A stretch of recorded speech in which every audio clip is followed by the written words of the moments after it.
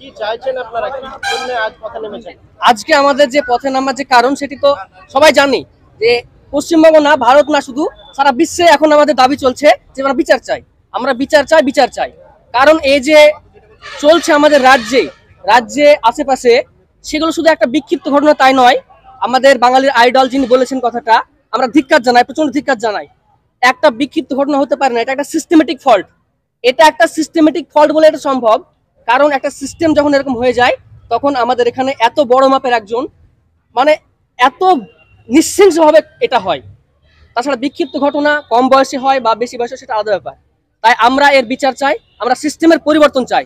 আমরা এই সিস্টেমের মধ্যে যে আমরা বিভিন্নভাবে যে বঞ্চিত হচ্ছি, আজকে তিলোত্তমা এরকম হলো, আগে অভয় হয়েছে, আরো কতজনের হয়েছে, আরো হবে। সিস্টেম পরিবর্তন না হলে কোনোদিন সম্ভব নয়। আমাদের বিচার চাই, যে এক কথা যে ফাঁসি হয়ে যাবে, বিচার শেষ হয়ে যাবে, এটা বিচার নয়। আমাদের গোটা সিস্টেমের জাল সমেত এর নাশ চাই। আমাদের দাবি থাকবে, আমাদের আন্দোলন আরো জোরদার হোক, আমরা আবার পথে নামবো, আমরা প্রতিনিয়ত পথে নামবো।